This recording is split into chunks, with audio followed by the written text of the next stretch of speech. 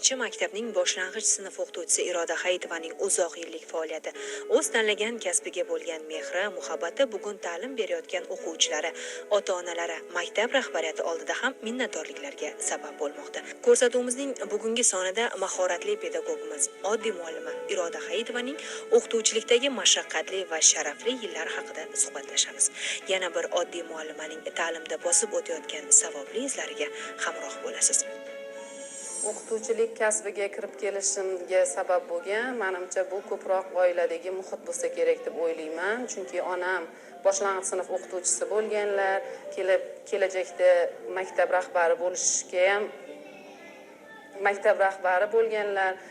Men yoshligimdan bu kasbga qiziqqanman, bolaligimda o'qitgan o'qituvchilarimni hozir ham eslayman. Ularni bizga bergan ta'lim tarbiyalarini mana shu dars jarayonlarida qo'llashga harakat qilaman.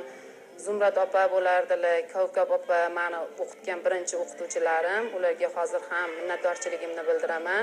Mana shunday o'qituvchi bo'lishimga, darslarimni ommalashishiga ularning ham hissalari bor deb o'ylayman.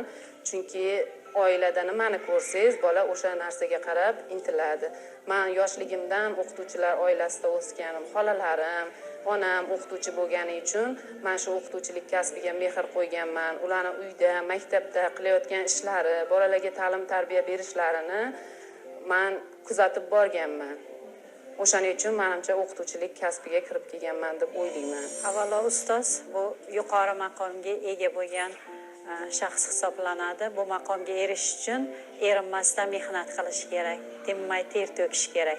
Mana shu maqomga erishgan o'qituvchilarimiz bizda juda ham ko'p. Shulardan bittasi Hayitova Iroda Baxtiyorovna haqida gapirmoqchiman. Hayitova Iroda Baxtiyorovna mana necha yildirki shu maktabda boshlang'ich sinf o'qituvchisi lavozimida ishlab keladi. Ishda jarayonda juda ham ko'p mehnat qiladi. Men bu o'qituvchida faqatgina yaxshi fikrlar ayta olaman. Chunki o'ziga boshqalarda kuzatilmagan dars jarayoni mana shu o'qituvchida juda ham yaxshi kuzatiladi.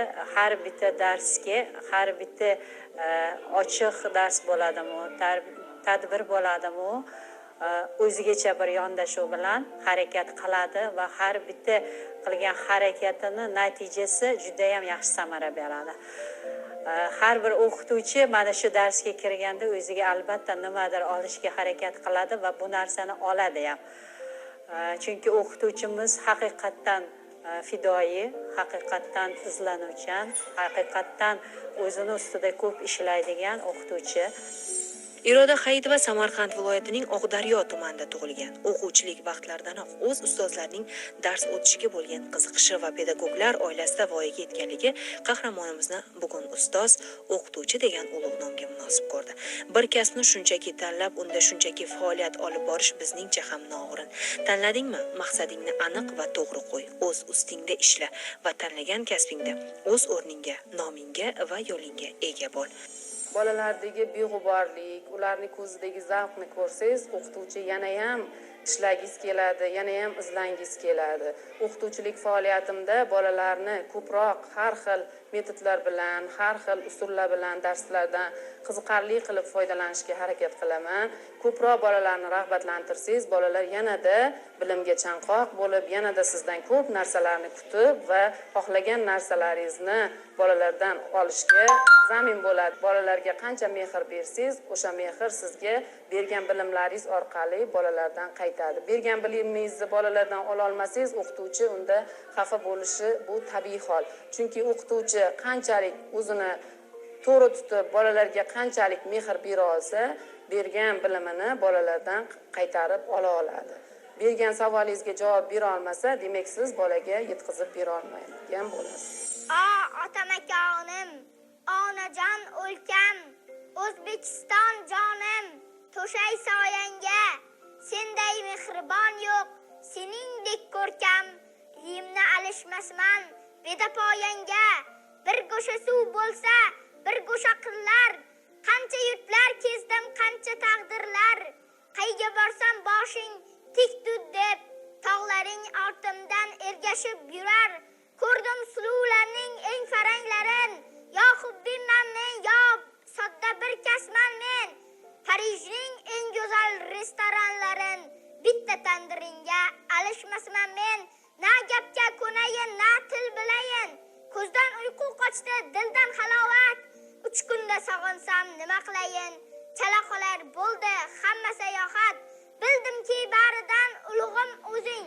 Bildimki yaqini shu tuproq menga. Bahorda, baxmalda tug'ilgan qo'zing. Arab ohusidan azizroq menga. Sen bilan o'tgan har kun bayram u bazm. Sensiz bir on qolsam vahmim keladi. Seni bilganlarga qilaman ta'zim. Seni bilmaslarga rahmim keladi. Hayit va Iroda Baxtiyorni bizda juda ham talabchan ustozlar, talabchan, izlanuvchan, darslariga kirsangiz umuman zerikmaysiz. Shunaqa talabchan, izlanuvchan ustozligi bo'lganliklari uchun o'z farzandimni shu ustozga berganman. Juda ham xursandman. Oldin o'qishi, yozishi, to'g'risini aytsam qalamlarda yozib berardim.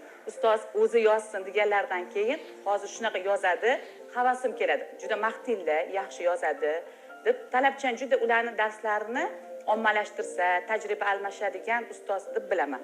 Juda hech kimni ajratmaylar. Bu unaqa, bu bunaqa deb hammani birdek ko'radilar farzandlarni, o'z farzandlaridek. Bolalarni bo'sh qo'ymaylar. Ayniqsa ta'tillarda ham topshiriqlar beradilar. Bolalar ko'chaga chiqishdan ko'ra o'sha ta'til topshirig'ini qiling, bajaring, topshirishim kerak degan izlanishadi. Ko'chaga ham ortiqcha narsalarni qilishmaydi. Topshirishga harakat qilib, yaxshi baholar va o'sha choraklar oxirroqlarda rag'batlantirishlari bor. Bu hali unaqa ko'p ustozlarda ko'rmaganmiz. Tanganing ikki tomoni borligi har birimiz uchun ayni haqiqat, lekin uni hamma ham ko'ra olishi, yurakdan his etishi va tan olishi uchun balki yillar, balki tajriba kerakdir. O'qituvchilikning ham sharafi va mashaqqati bu kasbni hayotiga aylantirgan pedagog uchun begona emas. O'zingdan o'tganini o'zing bilasan, yo mashaqqatsiz kasbingda muvaffaqiyatga erishish o'zi emas degan atamalarga ko'p bora duch kelamiz. Darhaqiqat uning issig'iga ham, sovug'iga ham ko'nib ishlasangina bir kun albatta mehnatlaring o'z mevasini beradi. O'qituvchilik kasbimizni juda ham sharafli kasb deb bilaman. Men ko'plab o'quvchilarim bilan ham faxrlanaman. Xo'p, men o'qitgan sinflarim orasida yaxshi yutuqlarga, natijalarga erishgan o'quvchilarim bor. Albatta o'qituvchi uchun bu juda ham katta xursandchilik, katta sharaf deb bilaman. O'quvchilarim, mana boshlang'ich sinfda o'qitgan o'quvchilarim hozir 9-sinflarda o'qishadi. 9-sinfdan fan olimpiadalariga, bilimlar bellashuvlariga qatnashib, ular faxrli o'rinlarni olib kelishyapti. Tumanda, shaharlarda yutuqlarga erishyapti. Ulardan xursandman. Bitirgan o'qituvchilarim va hozir ham 2-sinf o'qitaman. 2-sinf o'quvchilarim orasida ham chiroyli yozuv husnixat tanlovidan maktab bosqichida qatnashib, maktab bosqichida faxrli birinchi o'rinni egalladi va tuman bosqichiga yo'llanma berildi maktabdan. Tuman bosqichiga borib ham 2-o'rinni qo'lga kiritib keldi. Bu o'zimni yutug'im bo'lsa kerak. Mashaqqati kerak paytda tunlari uxlamay darsga tayyorlangan paytlari ham bo'ladi. O'qituvchi hamma bolani psixologiyasi har xil bo'ladi. Hamma bolaga o'zini psixologiyasidan kelib chiqib yondashish kerak. Agar bolani psixologiyasini bilmasangiz, uning oilaviy sharoitini, oilaviy ahvolini bilmasangiz, siz hammaga bir xil munosabatda bo'lsangiz, qaysidir tomondan bolalarning oqsoqligi yoki qaysidir bola bir-biridan o'zib ketayotganligini guvohi bo'lasiz. Shuning uchun har bir bolani o'zining psixologiyasini o'rganib, avvalo ularning ota-onasi bilan muloqotda bo'lib, ota-onasi bilan birga ish olib borilsa, o'shanda menimcha o'qituvchilik faoliyatini yaxshi yo'lga qo'yilgan bo'ladi.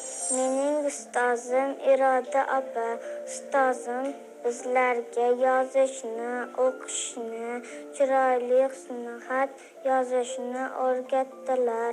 Men chiroyli yozib, husnixat bo'yicha 2-sinflar orasida 1-o'rinni oldim. Men ustozimni juda ham ko'p yaxshi ko'raman.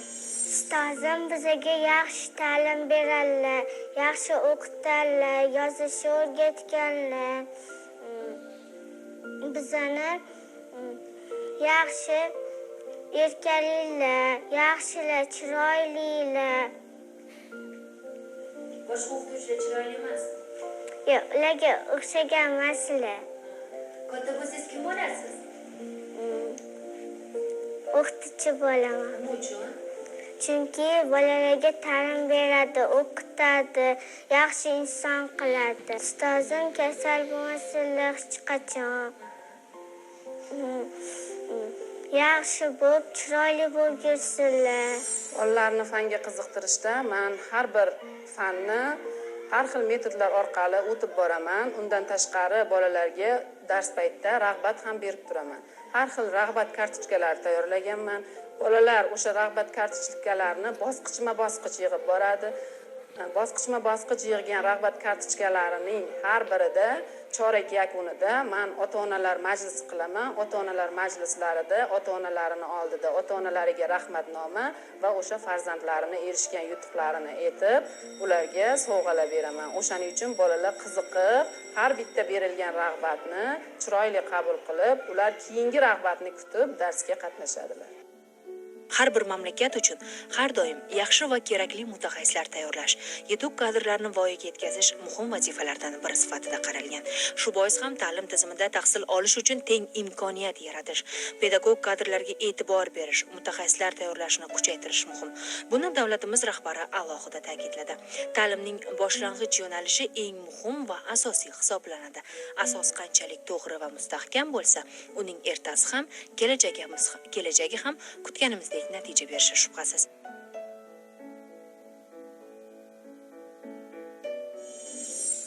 Mana bo'ladi, ayrim o'quvchilarni ko'chada ko'rib qolamiz, biz tanimasligimiz mumkin u o'quvchilarni. Hozir birinchi o'qitgan, mana shu maktabga kelib birinchi o'qitgan sinfim 22-23 yoshlar atrofida bo'lsa kerak. Ko'chalarda ko'rib ayrim paytlarda men tanimay qolgan paytlarimda ham ular ko'rib ustoz assalomu alaykum desa, o'shanda o'qituvchilik kasbini tanlaganimdan xursand bo'laman va o'qituvchilik kasbi sharafli kasb ekanligiga yanada amin bo'laman. Amaliyot paytida birinchi darsga kirganman. Samarqand viloyatida, Samarqand shahrida 14-maktabga amaliyotga borganman. Qattiqqo'l o'qituvchiga amaliyotda shogird bo'lib tushganman. Qattiqqo'l o'qituvchini darslarini kuzatganman. Yoshlari katta o'qituvchi edilar, Matluba opa degan. Men ulardan ko'p narsalarni o'rganganman desam mubolag'a bo'lmaydi. Chunki ularning dars o'tish jarayonlarida men o'zimga ko'p narsalarni, ko'p bilimlarni, ko'p tajribalarni ulardan egallaganman. O'sha qattiqqo'l o'qituvchiga hamma yo'q, men tushmayman, meni qo'ymang deb o'qituvchilarimizdan iltimos qilgandi. Lekin men majbur meni o'sha yerga qo'yishdi. Sen o'rganishing kerak. Mana shu o'qituvchida sen o'rganasan deb ularga qo'yishdi. Men xursandman hozir juda ham o'sha qattiqqo'l o'qituvchiga shogird bo'lib tushganimdan, chunki ulardan juda ham ko'p narsalarni o'rgandim va ularni amalda qo'llab boryapman. Har tomonlama bolaga bilim tomonlama ham, munosabat tomonlama ham o'rnak oladigan o'qituvchi deb bilaman-da bularni. Chunki bola farzandlarimizni maktabga berganimizda даже ruchka uchlashni bilishmas edi. Ular hozir mana o'sha mukammal bir inson qilib yaratyaptilar-da. Chunki mustaqil fikrli bildirishadi. Даже kasal bo'lgan paytlaring bolalarni ro'yga ishonmaylar-da, boshqa o'qituvchilarga kelib dars o'tadilar. Kasal bo'lsalar ham. Hayit va Irodaxon Maxtiyornani shu maktabga kelgandan beri yaxshi bilaman. Maktabimizga kelganda men o'zim ham boshlang'ich sinf o'qituvchisiman. Ustoz shogird alanasiga ko'ra menga shogird qilib biriktirishgan. Shu kundan beri ko'zimni oldida unib o'sdi, ulg'aydi va hozirgi darajaga yetishib turibdi. Uzoq yillardan beri Irodaxonni yaxshi bilgan o'qituvchisi, hamkasaba sifatida faqat yaxshi sifatlarni ayta olaman. Ko'p darslarini, turli tadbirlarini kuzatganman, guvohi bo'lganman. Haqiqatda bir-biridan juda ham bir-biriga o'xshamaydigan noan'anaviy darslari, turli tadbirlarini ko'rib, biz bilan ishtirok etgan barcha o'qituvchilar ham, maktab ma'muriyati ham juda ham xursand bo'lamiz. Shunday o'qituvchilar bilan, ayniqsa men shogirdim sifatida shunday o'qituvchi bilan birga ishlayotganimdan faxrlanaman. O'qituvchimiz ijodkor o'qituvchi, bir joyda to'xtab qolmaydi, doim izlanishda. Boya aytganimdek, darslari bir-biriga o'xshamaydigan, bir-biridan juda ham farq qiladigan, juda ham chiroyli, yaxshi darslar o'tadilar. Bunday yutuqlar albatta bizni quvontiradi.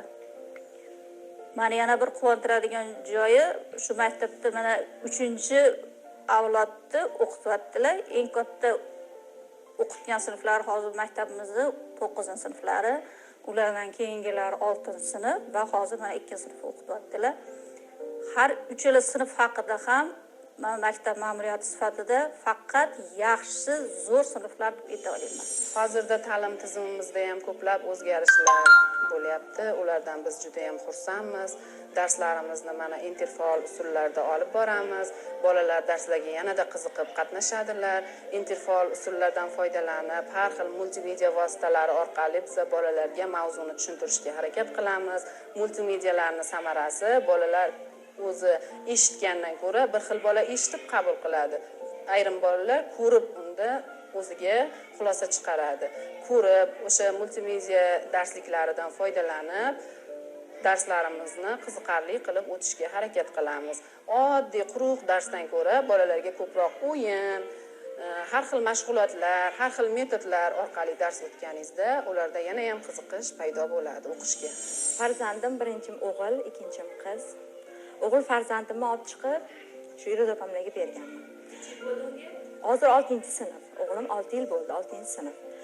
Iroda opam bilan nima demoqchiman? Men boshqa ota-onalardan ko'proq, men Iroda opam bilan ko'proq yaqin munosabatda bo'lganman. Chunki o'g'il farzandimni ketidan qiz farzandimni ham mana hozir bilim berib kelyaptilar. Men ko'nglim to'lgan. 100% ko'nglim to'lgan desam ham mubolag'a bo'lmaydi. Iroda opam bilan bizni ota-onalar o'rtasida juda haligi ham boshqa ota-onalarimiz gapirgandek, juda hamkorligimiz, yaqinmiz, bir-birimiz bilan baribir nima bayramlar bo'ladimi, boshqa nimalar bo'ladimi, baribir o'rtoqlashib, ustozimizdan baribir fikrlarni bilamiz. Bular ham davay bunaqa qilaylik, bunaqa bolalarimizga ish qilib bayramlarimizni, tadbirlarimizni ko'p o'tkazib, mana bunaqa yordamlashib turamiz. Iroda opamga men rahmat, shundoq qilib farzandlarimizga shunaqa bilim berib kelyaptilar. Mana hozir qizim chiroyli yozuvlardan nimalarni oldi, chiqdi, o'rinlarni oldi, maktabda oldi, tumanlarda oldi. Minnatdorman. Shunday bilim tarbiya berib, yozib chizish qilib hamma tomonlama minnatdormiz Iroda opamlardan.